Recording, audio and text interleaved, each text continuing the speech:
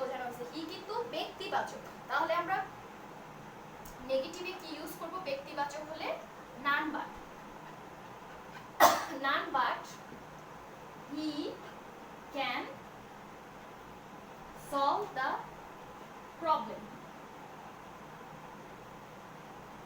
তাহলে আমাদের সেন্টেন্সের অর্থগত পরিবর্তন হয়নি, কিন্তু গঠনগত পরিবর্তন হয়েছে। এটা আমরা একটু খেয়াল করি যে অনলি শুধুমাত্র সেই এই প্রবলেমটি সমাধান করতে পারে। আর যদি আমরা এর নেগেটিভ ফর্মটা খেয়াল করি তাহলে সে ছাড়া এটি এই সমস্যাটির সমাধান আর কেউ করতে পারবে না।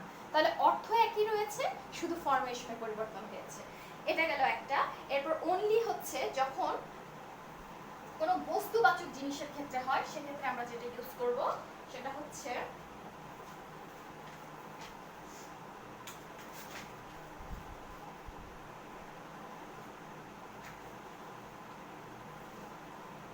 only proper education can save the nation. ওকে, এক্ষেত্রে only proper education কিন্তু কোনো পার্সন না, অর্থাৎ কোনো ব্যক্তিবাচক কোনো জিনিস নয়। proper education একটি বস্তুবাচক জিনিস। তাহলে আমরা এর পরিবর্তে যখন আমরা নেগেটিভ ইউজ করতে যাব, অনলির পরিবর্তে আমরা নান বাট নয় বরং নাথিং বাট ইউজ করব। যেহেতু বস্তুবাচক জিনিস নির্দেশ করছে, আমরা কি ইউজ করব? Nothing but education, proper education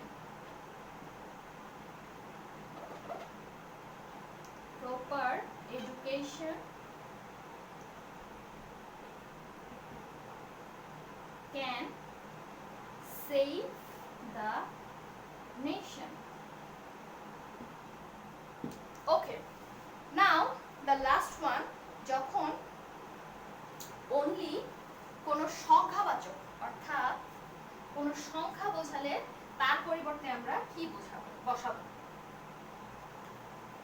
একটু খেয়াল করি, যেমন he is only 12 years old, অ্যাফার্মেটিভে যদি এরকম থাকে he is only 12 years old, এখানে 12 only দ্বারা একটি সংখ্যাকে বোঝানো হচ্ছে। আমরা তাহলে he is not more than 12 years old, অর্থাৎ সে 12 years old এর বেশি নয়। অথবা আমরা নট মোর দেন এর জায়গায় নট লেস দেনও দিতে পারি, অর্থাৎ সে 12 ইয়ার্স এর চেয়ে কম নয়। তাহলে একই রকম অর্থ থেকে যাচ্ছে, শুধুমাত্র ফরমেশনের পরিবর্তন হচ্ছে। আচ্ছা, তাহলে আমরা অনলি রুলটা খুব ভালোভাবে বুঝে গেলাম। এরপর আমরা 2 নম্বর রুলে চলে আসি।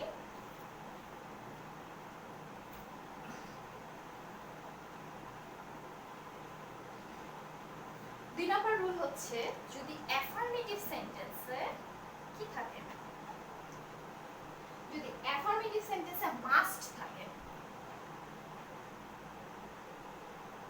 তবে নেগেটিভে আমরা কি দেব? মাস্টের পরিবর্তে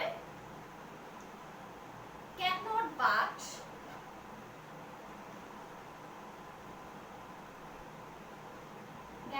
but অথবা cannot help। আমরা cannot but অথবা cannot help ইউজ করতে পারছি, কিন্তু আমাদের খেয়াল রাখতে হবে cannot help যদি আমরা ইউজ করি তাহলে এর পরবর্তী cannot help এর পর যে ভার্ব আছে তার সাথে আমাদের ভার্ব প্লাস আইএনজি যুক্ত হবে।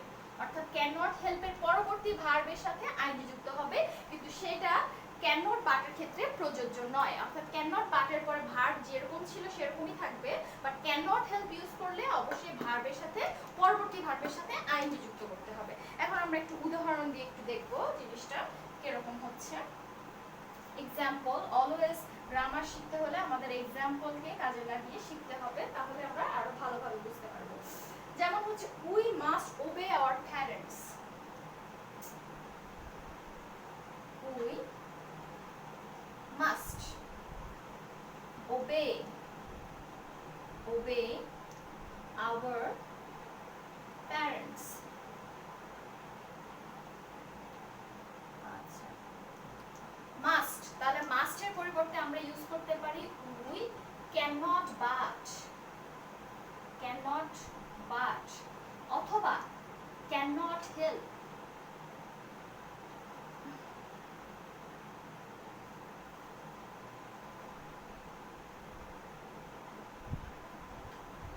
কিন্তু ক্যানট হেল্পের পর আমাকে ওবের সাথে আইএনজি যুক্ত করতে হবে, অর্থাৎ cannot help obeying our teachers, আর যদি ক্যানট বাট ইউজ করি সেক্ষেত্রে cannot but obey our parents. ঠিক আছে, আমরা তাহলে ভার্বের ক্ষেত্রে আমাদের একটু সাবধান হতে হবে, ক্যানট হেল্পের পরে অবশ্যই ওবের সাথে আইএনজি যুক্ত করতে হবে।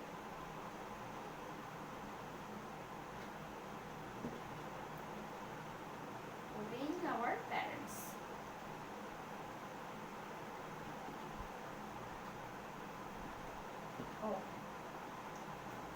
তো আশা করি এই রুলটাও তোমরা বুঝতে পেরেছো। পরবর্তী রুলে আমরা চলে যাব।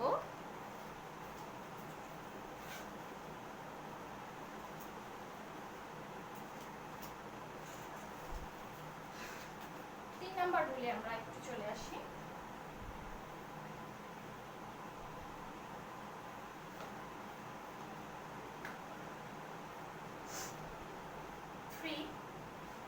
আমাদের অ্যাফার্মেটিভ সেন্টেন্সে যদি এন্ড থাকে, আমরা নেগেটিভ সেন্টেন্সে not only but also use করব, নট অনলি বাট অলসো। কিভাবে আমরা একটু এক্সাম্পলের সাহায্যে দেখার চেষ্টা করি।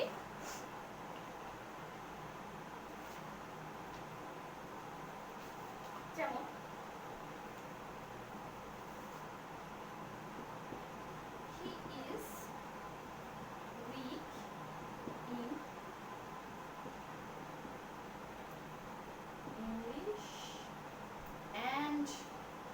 mathematics. Okay. He is weak in English and mathematics. এই যে and দেয়া আছে, আমরা এটা দেখলে, আমরা যখন and দেখব তখন আমরা বুঝতে পারবো যে আমরা এটাকে কোন ফর্মুলায় ফেলবো। দ্যাট মিন্স আমরা এটার অ্যানসারটা এভাবে দেব, নেগেটিভটা আমরা এভাবে করব, he is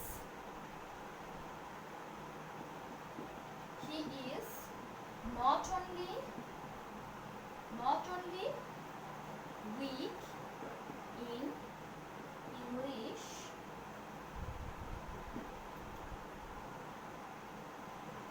but also in mathematics.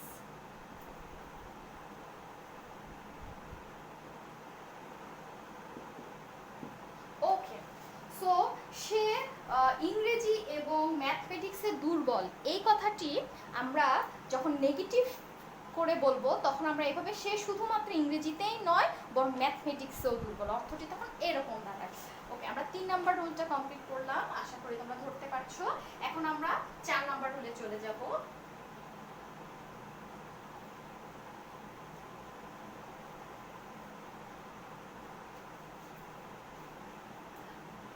চার নাম্বার রুলটি এভরি, অর্থাৎ এভরি থাকলে, অ্যাফার্মেটিভে এভরি থাকলে আমরা কি করব, there is no, এভরি থাকলে আমরা there is no দিয়ে করব। এখন আমরা একটু एग्जांपल দেখব এভরি থাকলে কি করা যায়। আচ্ছা, যেমন ধরো every mother loves her child। আচ্ছা, যখন আমরা এটাকে নেগেটিভ করব, there is no mother, মানে এভরির পরে যে নাউন বা প্রনাউন থাকবে তাকে আমরা there is no এর পরে বসাবো, অর্থাৎ there is no mother। তারপর একটা জিনিস আমাদের ইউজ করতে হবে, সেটা হচ্ছে but। there is no এর পরে আমাদের but ইউজ করতে হবে। there is no mother but loves, verb যেভাবে আছে সেভাবেই বসবে, but loves her, এখানে her বসবে, but loves her child। তাহলে এভরি দিয়ে কোনো অ্যাফার্মেটিভ সেন্টেন্স থাকলে সেটাকে নেগেটিভ করতে হলে there is no ইউজ করব। there is no এর পরে এভরির সাথে যে নাউন বা প্রোনাউনটি থাকবে তাকে বসাবো এবং তারপরে আমরা একটা বাট ইউজ করব। বাটের পরে ভার্বের পরের অংশ আমরা বসিয়ে দেবো। তাহলে এভাবে আমরা 3 নাম্বারটি কমপ্লিট করতে পারছি, 3 নাম্বার রুলটি। এরপর আমরা 4 নাম্বার রুলে চলে যাই।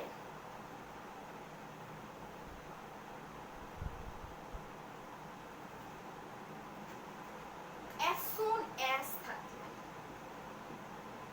as soon as থাকলে আমরা কিভাবে এটাকে নেগেটিভ করব? তাহলে as soon as অর্থ হচ্ছে মানে as soon as দ্বারা যে বাক্যগুলো হয় সেই বাক্যগুলোর অর্থ হচ্ছে কোনো কিছু হতে না হতে আবার কিছু ঘটে যাওয়া। এই ধরনের দুটো ক্লজ থাকে এখানে, দুটো অর্থাৎ দুটো বাক্যাংশ নিয়ে একটি সেন্টেন্স তৈরি হয়। আমরা যখন নেগেটিভ করব তখন আমরা এই স্ট্রাকচারটা ইউজ করব, সেটা হচ্ছে no sooner had, no sooner had, এবং এরপরে এখানে একটি দেন থাকবে, দুটি ক্লজের মাঝখানে অর্থাৎ দুটি বাক্যাংশের মাঝখানে একটি দেন থাকবে। অর্থাৎ নো সুনার হ্যাড এর পরে একটি বাক্যাংশ, দেন এর পরে আরেকটি বাক্যাংশ থাকবে। এই ধরনের হবে, অর্থাৎ as soon as যুক্ত অ্যাফার্মেটিভকে আমরা negative, no sooner had dot dot then এই স্ট্রাকচারে ফেলে পড়ব। এখন আমরা একটু এক্সাম্পলের মাধ্যমে একটু দেখব সেটা কিভাবে হয়। যেমন as soon as the thief saw the police, as soon as the thief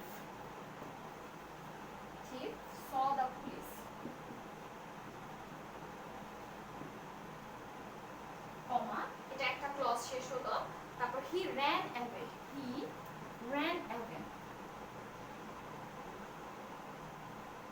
আচ্ছা, আগে আমরা একটু বোঝার চেষ্টা করি উপর সেন্সটি কি বোঝাচ্ছে, তারপর আমরা এটা নেগেটিভ নিয়ে চিন্তা করব। as soon as the thief saw the police he ran away, চোরটি পুলিশকে দেখা মাত্রই দৌড়ে পালালো। ঠিক আছে, চোরটি পুলিশকে দেখা মাত্রই দৌড়ে পালালো। এখন আমরা যখন এটাকে নেগেটিভ করব তখন নো সুনার হ্যাড স্ট্রাকচারটি ইউজ করব। সেক্ষেত্রে এরকম হবে নো সুনার হ্যাড, এখানে একটি হ্যাড আছে যার কারণে আমি পরবর্তী যে ভার্বটি ইউজ করব সেই ভার্বের অবশ্যই ভার্ব 3 ফর্ম অর্থাৎ ভার্বের পাস্ট পার্টিসিপল ফর্ম বসবে। অর্থাৎ no sooner had the thief,